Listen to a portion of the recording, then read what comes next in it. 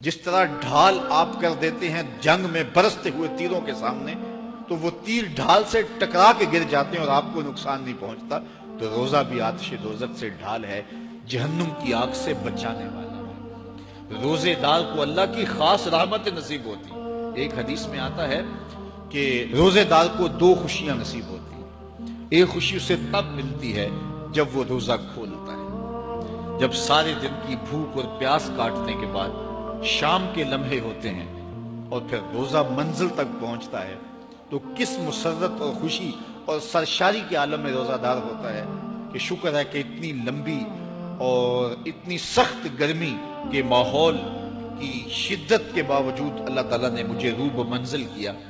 تو اس وقت ایک احساس اس کے ساتھ جڑا ہوتا ہے، اور پھر جب وہ ٹھنڈا اور میٹھا مشروب اپنے کام و دہن میں ٹپکاتا ہے اور وہ ٹھنڈا میٹھا مشروب اس کی رگوں کو تر کرتے ہوئے معدے کی طرف بڑھ رہا ہوتا ہے، اس کی زبان بولے نہ بولے دل اللہ کا شکر ادا کر رہا ہوتا ہے، اس کا ایک ایک عضو بدن رب کا شکرانہ ادا کر رہا ہوتا ہے۔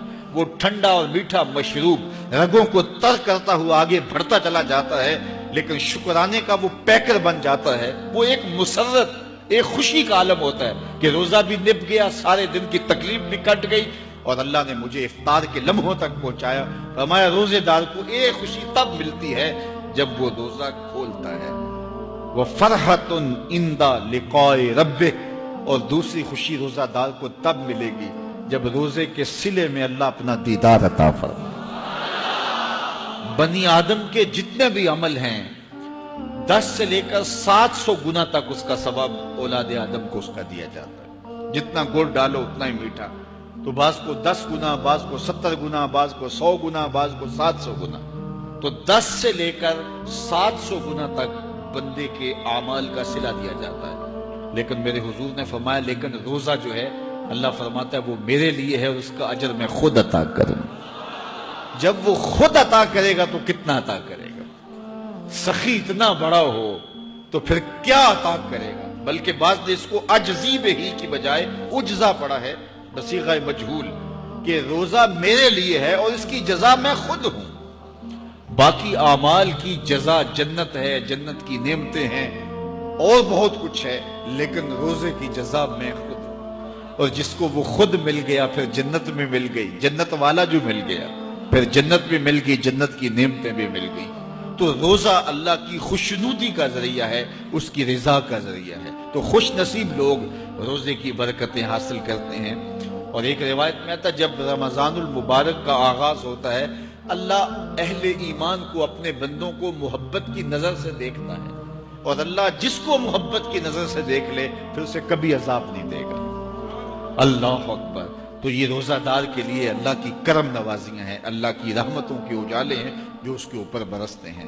تو میں اور آپ اس ماہ انور کو، اس ماہ نور کو اس طرح سے گزاریں کہ ہمارے اندر کے پاپ دھل جائیں، ہماری غلاظتیں گناہوں کی مٹ جائیں، ہمارا سینہ صاف ہو جائے، ہم اہل ایمان کے لیے کشادہ دل ہو جائیں، ہمیں جو ہے وہ جھوٹ سے، تکبر سے، بخل سے، ریا سے اور دیگر امور بد سے اجتناب کرنے کی عادت پڑ جائے۔